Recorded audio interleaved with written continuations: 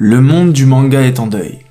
Kentaro Miura, l'auteur du manga Berserk, est décédé à l'âge de 54 ans. Bien sûr, les plus touchés sont la famille et les proches. Sur ça, on est tous d'accord. Ceci étant dit, nous, en tant que lecteurs, en tant qu'Yankee, on n'aura jamais la fin de Berserk. Bon, j'imagine que vous vous en doutez, c'est pas une vidéo qui était prévue. À la base, on devait sortir une vidéo dessin, mais bon, c'est pas grave, elle sortira la semaine prochaine, samedi 11h, abonnez-vous. Mais aujourd'hui, on parle de Berserk, ou plutôt de son auteur, malheureusement décédé. Ah, Berserk, ça fait bientôt 32 ans quand même. Il y a 40 tomes, sachant que le premier est sorti en 1989. Je pense qu'on est tous d'accord, on peut parler ici d'un classique. Alors il y a 3 films qui sont vraiment ouf. Il y a un animé qui date de 97, bon, ça date un peu. Il y a un animé de 2016 que j'ai pas vu, mais bon, vu la 3D, ça avait pas l'air super. Et bien sûr, il y a le manga papier. Publié en France chez Glénat, le manga était encore en cours. J'imagine qu'à moins d'inventer une suite, le manga va être terminé. Kentaro emporte donc avec lui le dénouement de cette œuvre. On n'aura donc jamais la fin de l'aventure du guerrier surpuissant Guts dans son univers dark fantasy médiéval. Alors le décès a été annoncé jeudi par son éditeur japonais. Kentaro est décédé le 6 mai d'une maladie assez rare que je me risquerais pas à prononcer. Triste ironie du sort, en 2019, Kentaro annonçait craindre mourir avant la fin de son manga. Je prie pour réussir à finir mon manga de mon vivant, disait-il sur le ton de la plaisanterie.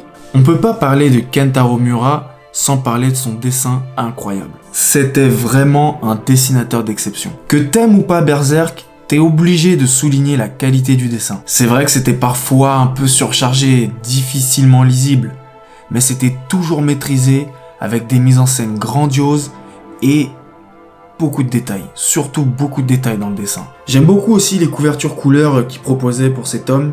De toute façon, moi, les couvertures, c'est quelque chose que j'apprécie en général. Il a réussi à créer un monde aussi original que sombre et violent, inspiré un peu du folklore européen. Quand je dis ça, je pense aux elfes, les trucs comme ça. Et ses dessins sont même un peu perturbants parfois.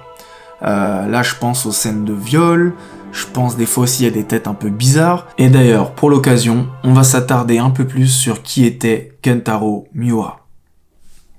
Né en 1966 à Chiba sur l'île de Honshu au Japon, Kentaro Miura a été bercé très tôt dans l'art et dans l'univers du dessin en général, puisque son père était réalisateur de storyboard dans la publicité et que sa mère était professeure d'art plastique. Durant son enfance, sa famille a dû à de nombreuses reprises déménager à cause des obligations professionnelles de ses parents.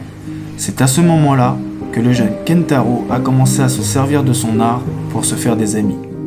À l'âge de 10 ans seulement, il publie son premier manga, Myouranger, ou Myouranger, je sais pas vraiment comment on dit, qu'il dessine dans ses cahiers et qu'il montre à ses camarades de primaire. Déjà alors qu'il n'est qu'à l'école primaire, son style de dessin va rapidement s'améliorer, grâce à la dévotion qu'il attache à la réalisation de ses projets. Plus tard au lycée, il suivra des cours d'art où il fera notamment la rencontre de Shizuya Wazarai, l'auteur de Zetsus, alors là je sais pas comment ça se dit, et Morikuji, l'auteur de Holy Land et Suicide Island. C'est avec son second manga, Ken-e no Michi, publié en 1977, qu'il réalise pour la première fois ses dessins à l'encre de Chine.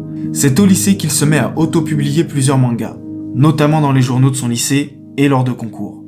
Sa véritable révélation survient à l'âge de 18 ans lorsqu'il devient l'assistant de Jyoji Morikawa, l'auteur de Hajime no Ippo. Jyoji Morikawa reconnaîtra très vite son potentiel. Saluant notamment son style artistique et reconnaissant son goût pour le détail, il l'encourage à s'impliquer davantage dans l'écriture et le dessin. Le niveau de Kentaro Miura est tellement élevé que Jyoji Morikawa finit par le renvoyer, ne trouvant pas ce qu'il pouvait lui apprendre de plus. En 1985, il décide de s'inscrire à l'université Nihon University pour y poursuivre ses études d'art. L'examen d'entrée nécessitait de soumettre un projet en rapport aux études visées. C'est dans ce contexte qu'il dessina Futabi, un one-shot de science-fiction qui sera plus tard publié dans le Weekly Shonen Jump, et lui permettra même d'être nominé dans la catégorie Meilleur Nouvel Auteur. Il publiera la même année un autre one-shot, Noah, publié dans le Fresh Shonen Magazine, mais qui ne rencontra pas le même succès. Après ça, il réalisa des petits travaux en tant que dessinateur avec quelques autres auteurs. L'aventure de Berserk débute en 1988. À l'âge de 22 ans, lorsque Kentaro Miura publie son one-shot de 48 pages, il nomme Berserk Prototype. Le projet se hissera à la deuxième place du Komi Manga School Prize. La série Berserk débute alors officiellement en 1989.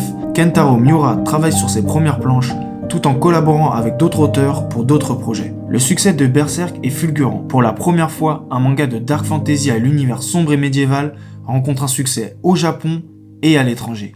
À ce jour, le manga Berserk a été écoulé à plus de 55 millions d'exemplaires. Voilà, c'est tout pour moi.